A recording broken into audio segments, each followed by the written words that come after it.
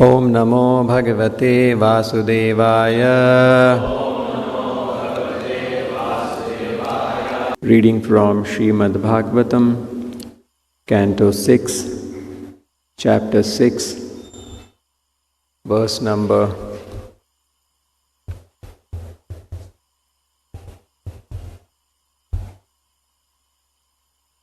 24 onwards.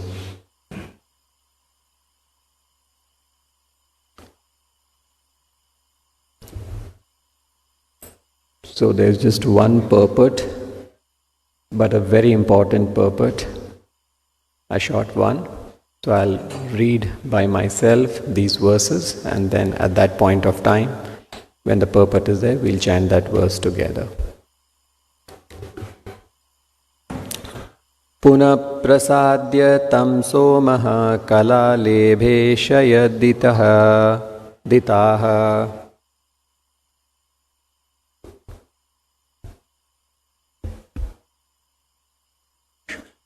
Shunu namani lokanam matrinam shankarani cha atha kashyapa patninam yat prasutam idam jagat aditir ditir danu kashta arishta surasa ila muni krodha vashatamra surabhihi saramatimihi Timeryado gana asan shvapada saramasutaha.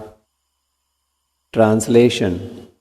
Thereafter, the king of the moon pacified Prajapati Daksha with courteous words and thus regained the portions of light he had lost during his disease. Nevertheless, he could not beget children. The moon loses his shining power during the darkness of fortnight, and in the bright fortnight it is manifest again. O King Parikshit, now please hear from me the names of Kashyapa's wives. From those wombs the population of the entire universe has come. They are the mothers of almost all the population of the entire universe, and their names are very auspicious to hear. They are Aditi, Diti, Danu, Kashtha, Arishtha, Surasa, Ila, Muni, Krodhavasha, Tamara, Surabhi, Sarama, and Timi. From the womb of Timi, all the aquatics took birth. And from the womb of Sarama, the ferocious animals like tigers and lions took birth. Text 27. Surabher mahi sagavo ye chanye dvishapa nripa tamraya shena gridhagya muner apsarasam ganaha. Translation. My dear King Parikshit, from the womb of Surabhi, the buffalo, cow, and other animals with cloven hooves took birth. From the womb of Tamra, the eagles, vultures, and other large birds of prey took birth. And from the womb of Muni, the angels took birth. Danda Shukhadaya Sarpa Rajan Krodhavashatmajaha Ilaya Bhuruha Sarve Yatu Dhanascha Saurasaha. The sons born of Krodhavasa were the serpents known as Dandashuka, as well as other serpents and the mosquitoes. All the various creepers and trees were born from the womb of Ila. The Rakshasas, bad spirits, were born from the womb of Surasa.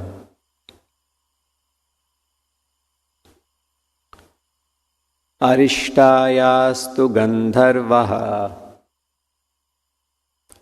Kasthaya Dvishafetaraha Sutadanoreka tesham pradhanikan shunu Dvimurdha shambaro rishto hayagrivo vibhavasuhu ayo mukhaha shankushiraha swarbhanuhu kapilorjunaha puloma vrishaparvacha ekachakro nutapanaha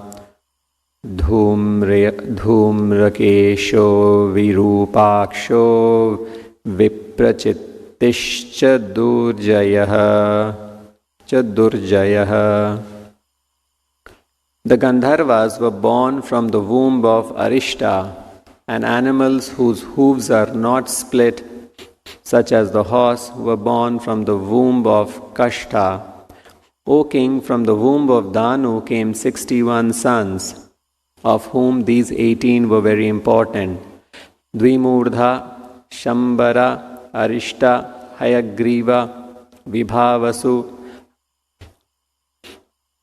Ayomukha, Shankushira, Swarbhanu, Kapila, Aruna, Puloma, Vrishaparva, Ekachakra, Anutapana, Dhumrakesha, Virupaksha, Viprachitti and Durjaya. Text 32. Swarbhano suprabham kanyam uvaha namuchi kila vrishaparvanastu sharmishtham yayate nahusho bali. The daughter of Swarbhanu, named Suprabha, was married by Namuchi. The daughter of Vrishaparva, named Sharmishtha, was given to the powerful king Yayati, the son of Nahusa.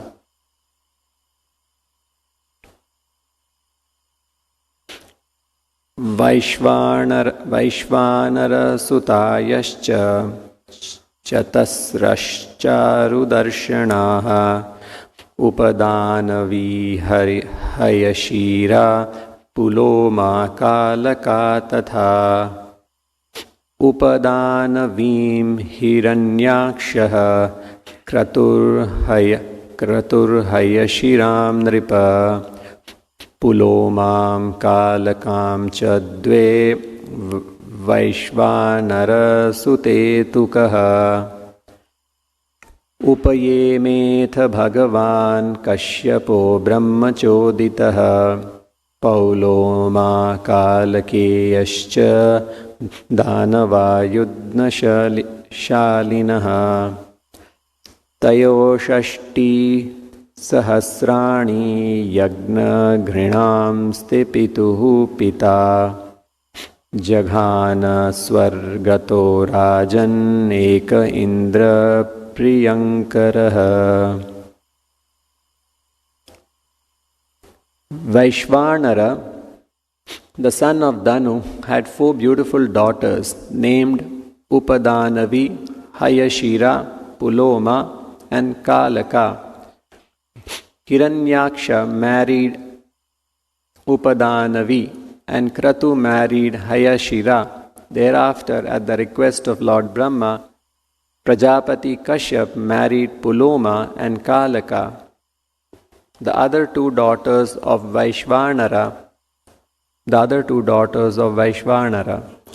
From the womb of these 2 wives of Kashyap came 60,000 sons, headed by Nivata Kavacha, who are known as Paulomas, and the Kalakeyas. They were physically very strong and expert in fighting, and their aim was to disturb the sacrifices performed by the great sages. My dear king, when your grandfather Arjuna went to the heavenly planets, he alone killed all these demons, and thus Indra became extremely affectionate towards him. Viprachittihi shimhikayam shatam chaikam ajijanat Rahu jeshtam ketu shatam grahatvam ya upagataha.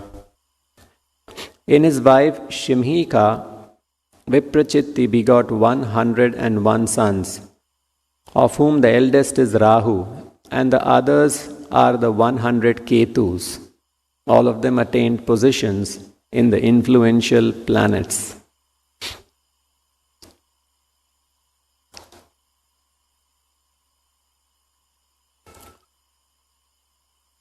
Athatar Shuyatam Vamsho Yoditer Anupurvashah Yatra Narayano Devaha Shvamshena Vatarad Vibhuhu Vivasvan Aryama Pusha Tvashtatha Savita Bhagaha Dhata Vidhata Varuno Mitra Shatru Urukramaha. Now please hear me as I describe the descendants of Aditi in chronological order. In this dynasty, the Supreme Personality of Godhead Narayana descended by his plenary expansion. The names of the sons of Aditi are as follows: Vivasvan, Aryama, Pusha, Tvashta, Savita, Bhaga, Dhata, Vidhata, Varuna, Mitra, Shatru and Urukrama. Vivasvataha Shraddhadevam Samgna Suyata Vaimanum Mithunam Cha Mahabhaga Yamam Devam Yamim Tatha Saiva Bhutvatha Vadava Nashatyo Sushuve Bhuvi. Sangna, the wife of Vivasvan, the sun god, gave birth to the Manu named Shraddhadeva. And the same fortunate wife also gave birth to the twin Yamaraja and the river Yamuna. Then Yami, while wandering on the earth in the form of a mare, gave birth to Ashwini Kumaras.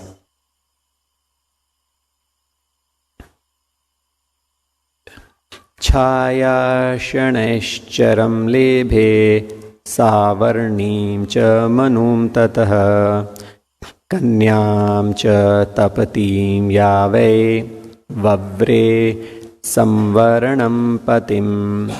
Chaya, another wife of the sun god, begot two sons named Shaneshchara and Savarni Manu, and one daughter, Tapati, who married Samvarna.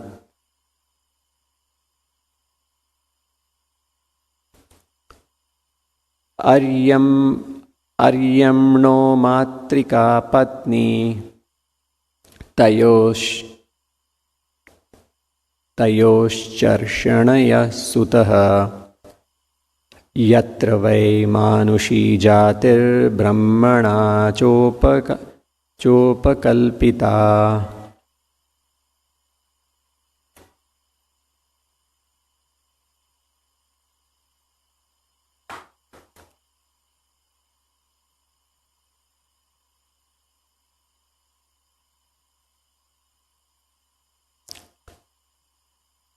From the womb of Matrika, the wife of Aryama, were born many learned scholars.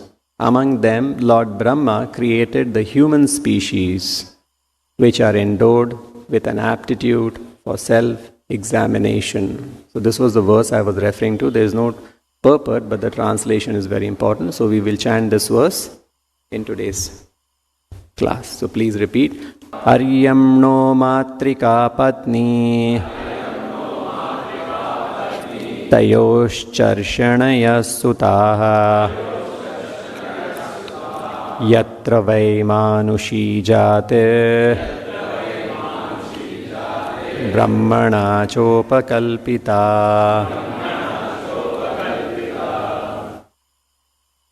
Translation. From the womb of Matrika, the wife of Aryama, were born many learned scholars. Among them, Lord Brahma created the human species, which are endowed with an aptitude for self-examination.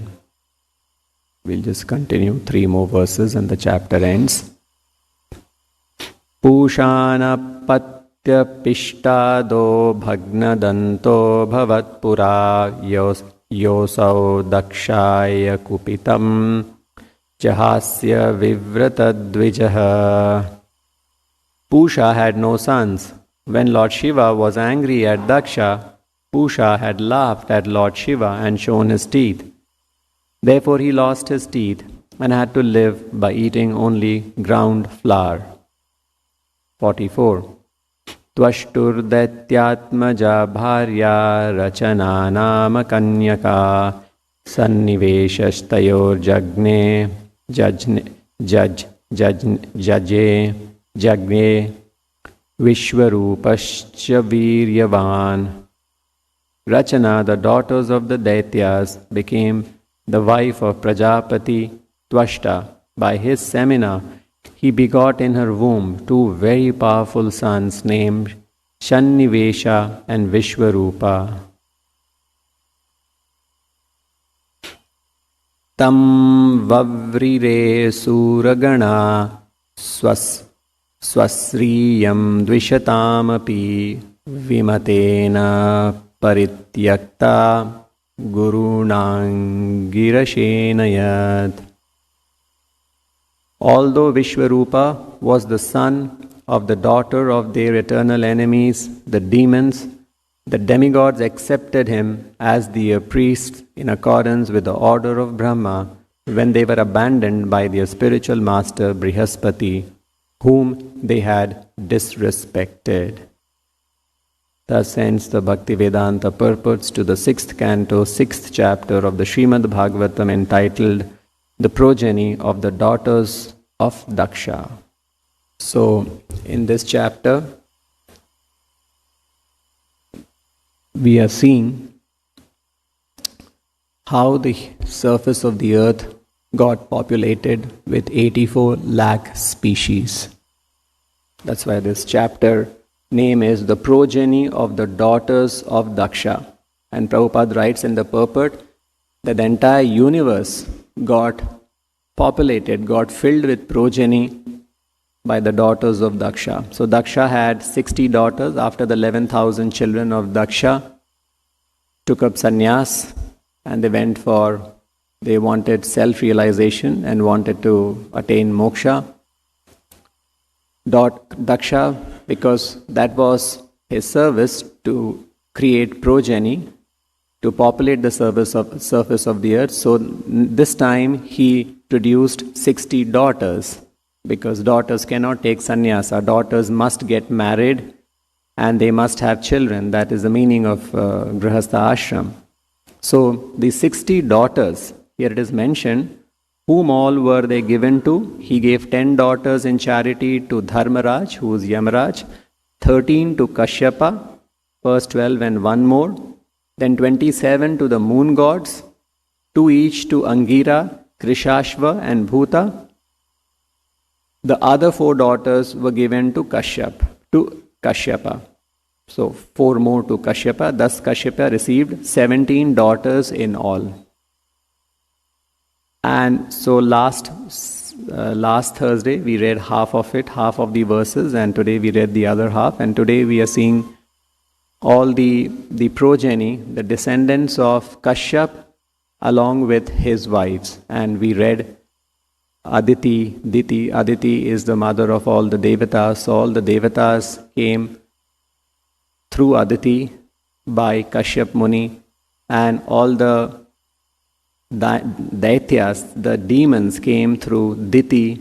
And today's verse, we also saw how the tigers were generated, how the serpents came into existence, how the horses came into existence, how the birds came into existence, how the fishes came into existence. So this chapter is a very interesting chapter. It is giving in just one chapter the truth of creation, the truth of how life came into existence is said. The modern scientists may not take to this because they have their own ways, the defective ways, but our ways is to just hear from authority how the fishes came into existence. Timi, we know Timi is a big fish, right? We have heard in Mahabharata, and how the Kaurava side they were Timingilas. Timingila means who can swallow even a big fish like Timi. Timi is a huge whale fish. So today we saw that aquatics came from the wife, from Timi. So from Timi that fish also came. So it is making sense also. She was the one who gave birth to Timi.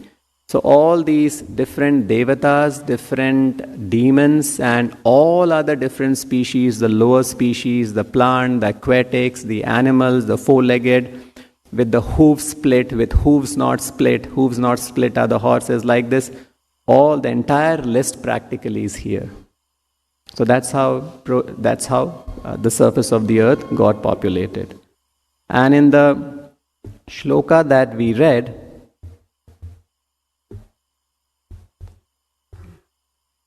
which was the verse that we repeated, 40.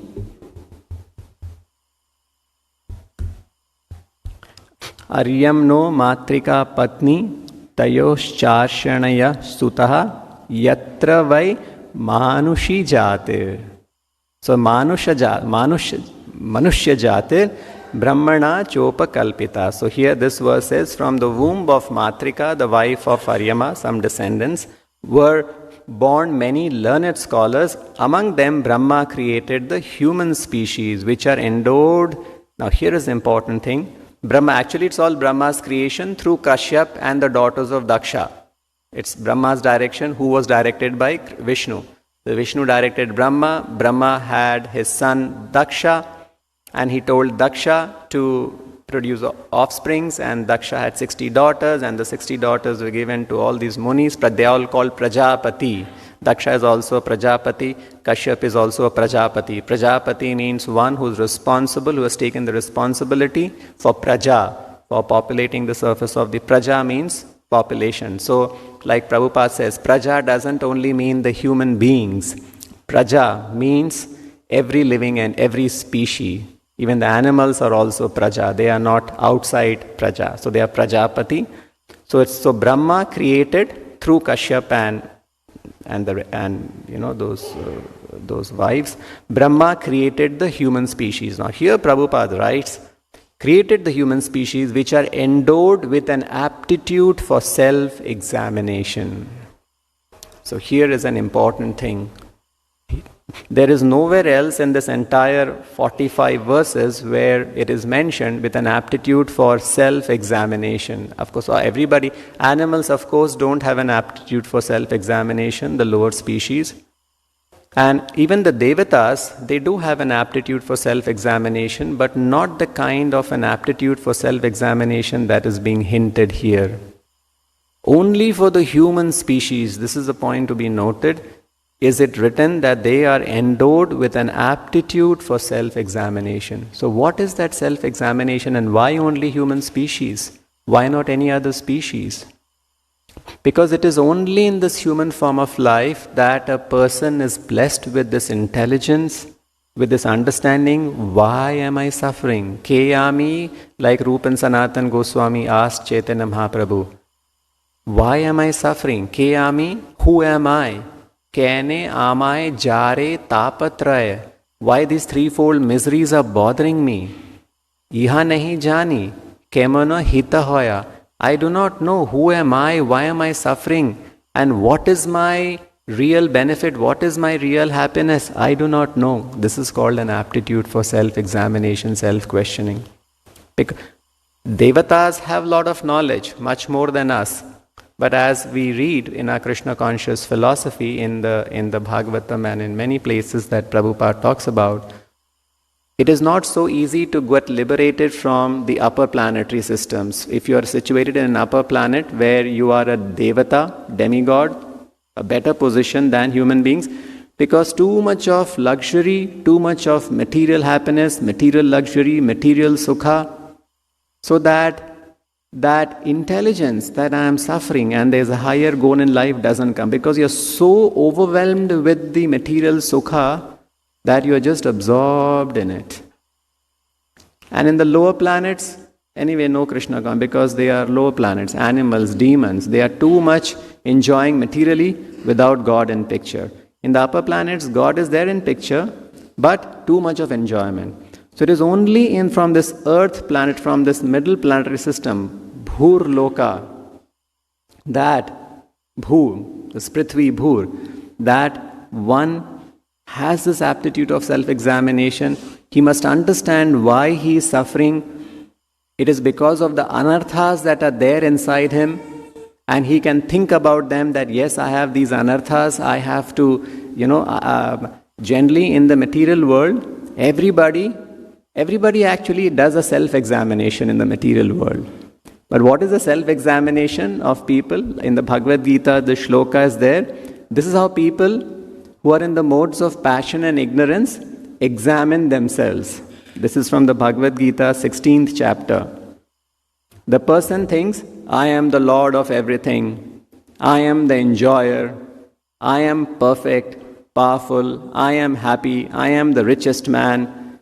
I am surrounded by aristocratic relatives. There is none so powerful and happy as I am. I shall perform sacrifice. I shall give some charity, and thus I shall rejoice. In this way, such persons are deluded by ignorance. This is a typical self-examination by materialists who are in the modes of ignorance. But for devotees, we also have an aptitude for self-examination. And how should we examine ourselves? So Bhaktivedanta Thakur has written a very nice song where the entire song is nothing but self-examination.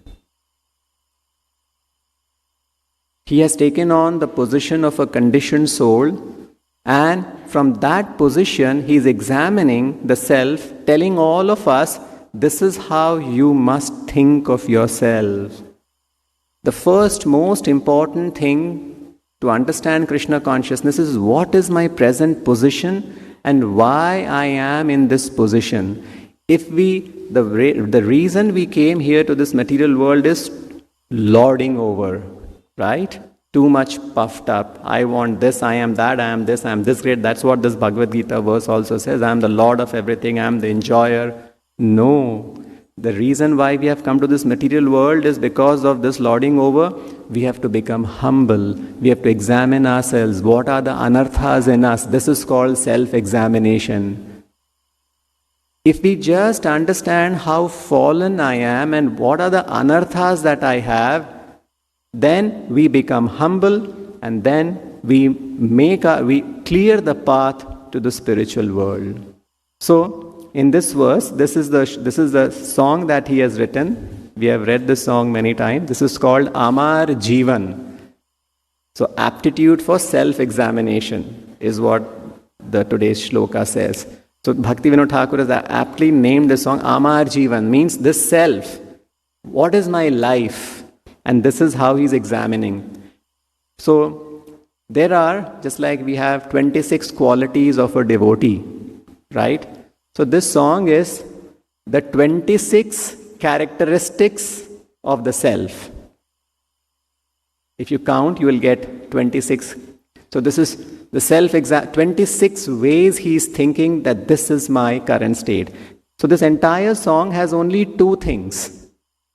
One is who I am, what is the anartha that I have in me, and not only that, to what extent that anartha is in me. So what is the anartha? The what and how much, the quantum of that anartha. So it is not sufficient to say I am sinful, I am fallen. How much sinful we are, how much fallen we are. So very nicely he has done. It's not that I am fallen is a very general statement. I'm really fallen. I have committed volumes of sinful activity. This is real self-examination. So what and how much? So I'll read these verses. So he starts off by saying this. Amar Jivan Sada Pape Rata Nahi Go Punyera Lesha.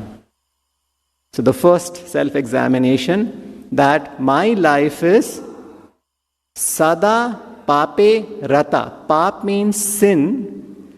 And how much sin I am doing? Sada, always. Rata, absorbed in. Just for Papa, I am committing sinful activities. Two words have been used. Sada and Rata. I am absorbed in, always sinning. This is self-examination. He's thinking like this. That's one. Then, Nahi ko punyera lesha. Number two is, punya means pious activities. I don't have, how little bit maybe, no. A trace of it also I don't have. Lesha means a trace of pious activities I don't have. Then number three, parer udvega diyachi je koto. I have given anxiety to others. We all give anxiety to others by our talk, by our thought, by our actions. And how much anxiety he's saying he's giving to others? Ye koto. Koto means so much anxieties I am giving to others by my actions. This is third. And the fourth is diyachi jivera klesha. And by my actions, I am giving the other living entities klesha. Klesha means sufferings. So this is 4 here. Then the next verse, he is examining further himself. Nija sukha lagi pape nahi dori. Means, for my own happiness, nija sukha lagi pape nahi dori. For my own happiness, I am ready to commit sinful activities and I am not afraid about it at all. Generally, if I commit some sin, I'll be afraid. But I'm not afraid about it at all, because for my pleasure, for my happiness, just like that Bhagavad Gita verse, I am the enjoyer, I shall do this, I shall do that. This is a typical nature of a person in the material world. Then, the next, Daya Hina Swartha Paro. So, 4, 5, the 6 and 7. Daya Hina. Daya means mercy, Hina, completely devoid of it. I do not have any daya in me. And Swartha Paro. Swartha Paro means, Swartha means, Para means I am fully dedicated. What am I fully dedicated for? Swartha. Means my personal interest is what I am dedicated for. I have no interest in others' interest. This should be our self-examination. And it is because of this only that we are entangled in this material world. If I am free from all these things, our goal should be Jive Daya. Jive Daya means I should be thinking of the self-interest of the jivas. I should be merciful to them. But right now, I am Swartha Paro. Then the next, Para Sukhe Dukhi Sada Mithya Bhasi. Para Sukhe Dukhi. If someone is happy, then I am unhappy because I am seeing someone else happy. We have also seen this. Something happens wrong as devotees, of course, but you imagine he's a greatest of the Vaishnavas and he has written this song for us. So it is not that this is only it is not applicable to us. It is very much applicable to devotees as well, because all of us have all of these things in varying levels. And here he has taken on a very, very humble position. So, para sukhe dukhi, I do not like seeing others happy. I become sad if others are happy.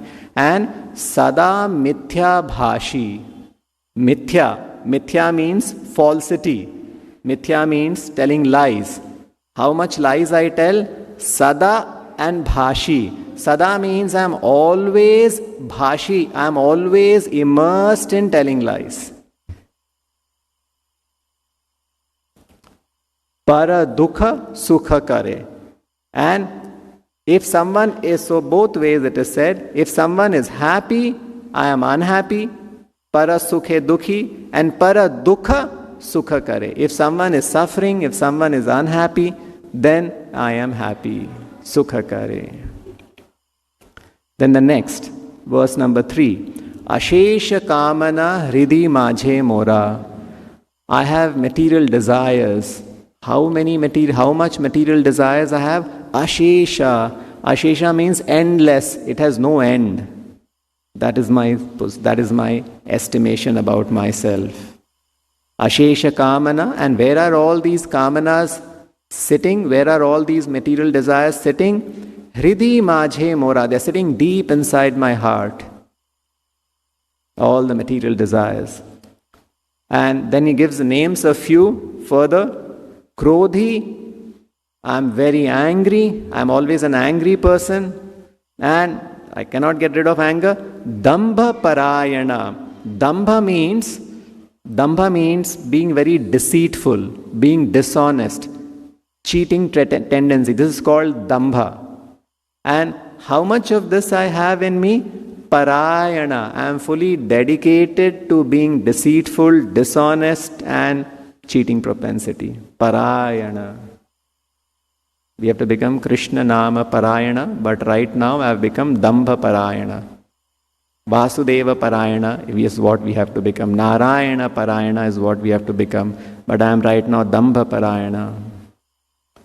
Then further he says, Mada Matta Sada. Mada Matta. Mada means mad. Matta means intoxicated. I am intoxicated with madness. And how much I am intoxicated with madness? Sada. I am always intoxicated with madness. This is my position. Mada Matta Sada. Vishaye Mohita. Vishaya means sense gratification. Mohita. I am attracted to sense gratification. I am illusioned by the attraction of the sense gratification. Mohita also means I am captivated by sense gratification. Little sense gratification I see, I get captivated. Himsa Garva Vibhushana. Vibhushana. Now he's saying there are some ornaments that I am wearing. And what are the jewelry? What are the ornaments that I am wearing? Two ornaments, Himsa and Garva. Himsa means violence and Garva means false pride. These are my ornaments. So it is such a nice song to meditate upon.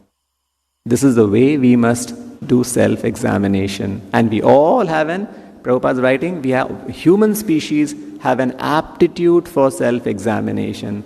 Unless and until we examine, because this is actually the fact. Then further he writes, Nidra alasya hata. Hata means I am attacked by something. What has attacked me? Nidra and alasya. Nidra means sleep. Alasya means laziness. I am attacked by these two things. So two more points here. Nidra and alasya. Sukarye virata. Sukarye virata means I am averse. I am virata. Rata means attached. Deeply attached. Virata is the opposite of being attached. That means I have absolutely no desire or not at all bothered about sukarya. Sukarya means pious deeds, pious activities. Sukarya virata. And sukarya virata, but akarya udyogi ami.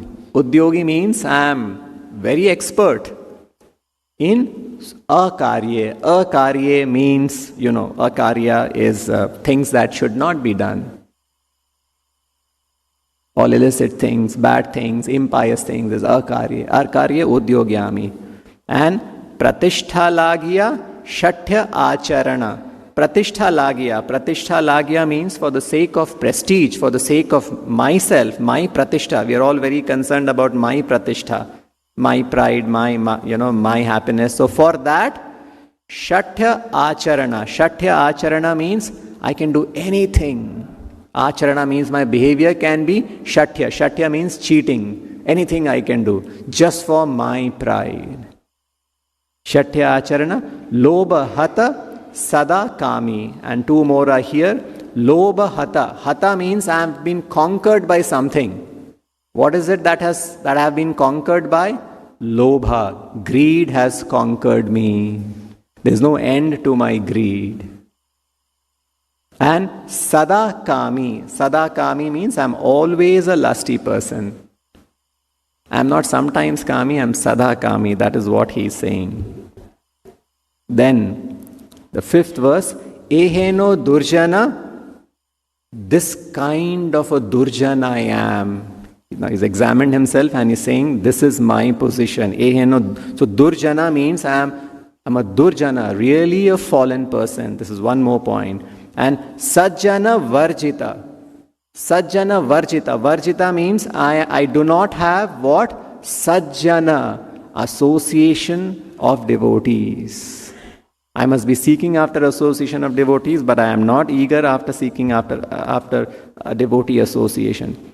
And aparadhi nirantara. I am an offender. How much? How long? How much offender? Nirantara. I am constantly an offender, always an offender. Shubha karya shunya. I have something, Shubha Karya, how much Shubha Karya? What is my bank balance of pious credits? Shunya. Shunya means 0. Sada Anartha Mana. And Anartha, all Anarthas, my mind is always going for all Anartha Karya. And how much? Sada.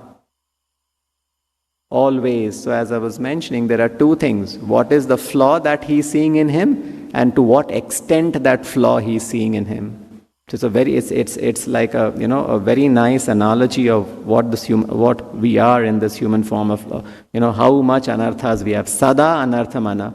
And nana dukhe jara jara. Nana dukhe jara jara. So because of all these things, now jara jara means in this very old age, I have become invalid, nana dukhe, and I am filled with all sufferings. I am going through so many sufferings because of all these things, because of all these qualities that I have in me.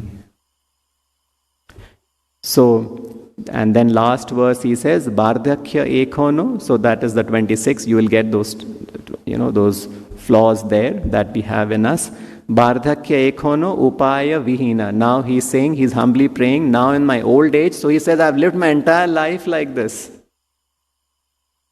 Now in my old age, Bardhakya ekana upaya vihina. I'm left with no alternative, but I'm forced to become very humble and meek. Tate dina akinchana.